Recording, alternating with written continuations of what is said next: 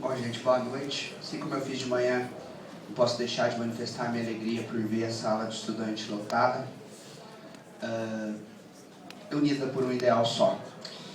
Preciso dizer, cabe a minha função de relatar a congregação de hoje. Queria pedir a ajuda do Vitor e do Alexandre, se eu me esquecer de alguma coisa, separar em alguns tópicos que são muito importantes. O primeiro tópico que eu quero tratar, para a gente já bater o martelo com uma coisa, é a respeito da tese de laurea.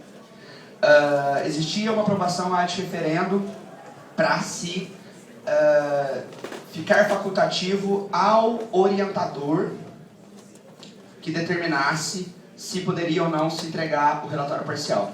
Isso foi derrubado a partir do pedido do Alexandre Moron, que agora a situação passa a ser a critério do aluno. O aluno que quiser entregar o relatório parcial vai entregar. O aluno que não quiser não poderá ser, entre aspas, penalizado por isso, mesmo não existindo penalização para quem não entrega relatório parcial. As demais discussões sobre ser facultativa ou não ser facultativa para esse ano, sobre o que se podia fazer, aumentar, diminuir rigor, transformar num artigo científico, o que se pode ser feito, isso ficou a critério da comissão de graduação, que já está discutindo o assunto, que vai discutir o assunto com celeridade, para que se discuta definitivamente na próxima congregação. Talvez na de junho, porque eu acho que não vai haver tempo para daqui 15 dias. Resolvida a questão da tese de laurea, agora vamos dizer um pouquinho sobre qual foi a dinâmica da reunião de hoje. Houve um pedido do professor Magalhães e do professor Miguel Reale para que se matasse a pauta antes e que se fizesse as discussões depois. Esse pedido foi atendido por nós, partindo da ideia de que haveria uma recepção maior dos professores à discussão do tema, uma vez resolvida pautas que eram de preocupação deles, aprovação de concurso, etc. Por isso nós falamos no final e não no começo, como a gente havia já desenhado que poderia fazer na assembleia, na reunião aberta de manhã.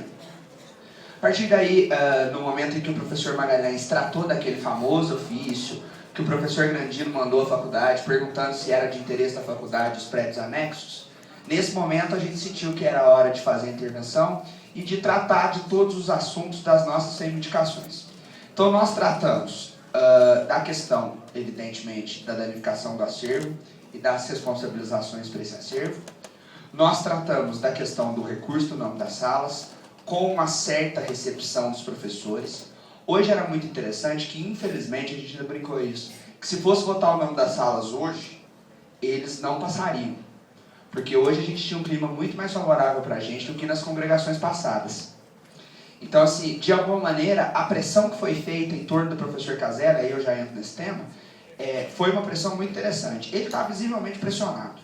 Ele quase chorou algumas vezes, fez um drama, quer ficar de Marte da história, disse que está tendo caça às bruxas, chamou os alunos, falou que o comportamento dos alunos era comportamento nazista, de revolução cultural chinesa, disse que a gente, é sério, queria estar brincando, disse que a gente não teria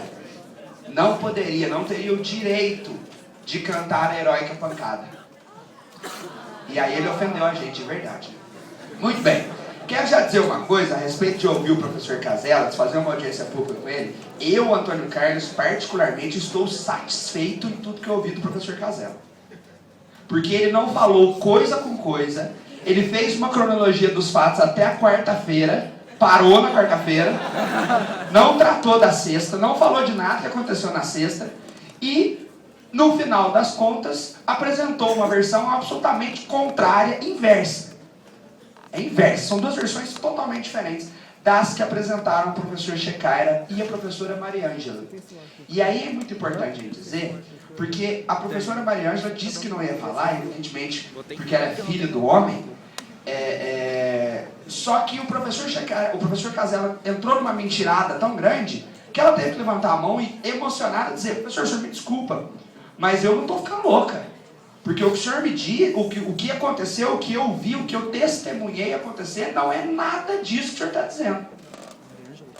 Então, diante disso, ficaram duas versões absolutamente diversas. Isso ficou bom. Por que ficou bom? Porque nesse momento eu já havia apresentado o pedido 11 que foi feito muito rapidamente para que se instaurasse a sindicância, e os professores passaram a assinar freneticamente o pedido. Então o Miguel Reale foi sair da sala e falou: me dá esse pedido aí que eu vou assinar. Miguel Reale Júnior assinou o pedido, o professor Checaire assinou, o professor Gilberto Bercovitch assinou, o professor Simão assinou, o professor Campilongo assinou, os 3 funcionários assinaram,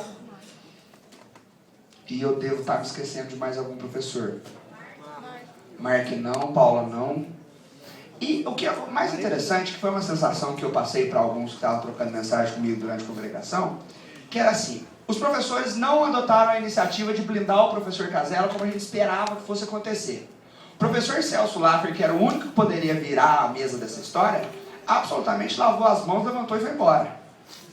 Então o que a gente vê é uma situação muito grave para o lado do professor Casella. Eu particularmente acredito que vai existir um lobby nos bastidores muito forte para que o professor Casella renuncie.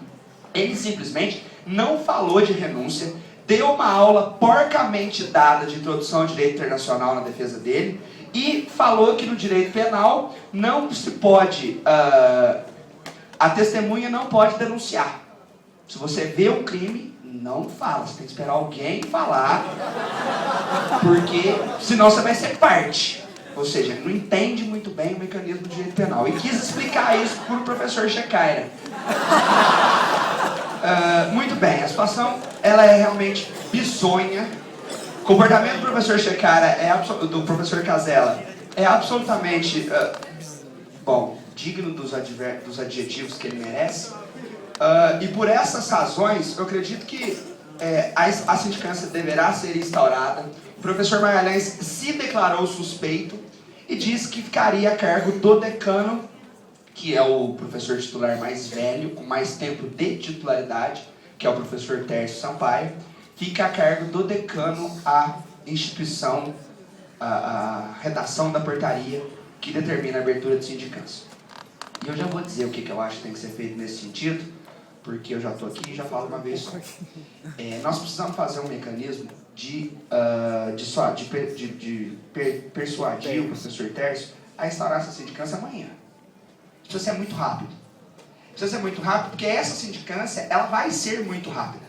Tem que ouvir a Vera Alice, tem que ouvir o professor Magalhães, o professor Mariângela, o professor Checaire, alguém que o professor Casella acha que vai ser doido de defender ele, e está resolvido o problema.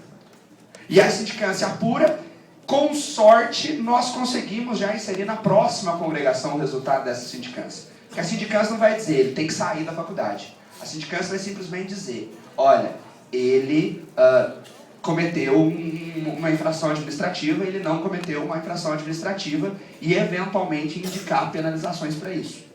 Diante desse resultado, a congregação toma as providências cabíveis que, se forem o caso, culminam na destituição. Que se for o caso, não. Que é o caso, diga de passagem. Bom, eu acho que é isso.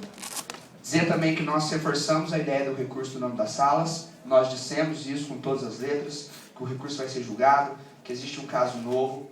Fora as coisas de sempre da congregação, aquela hora que eu saí todo irritado lá por conta do monte de porcaria que alguns professores estavam dizendo, principalmente alguns de herança ideológica duvidosa. Olival.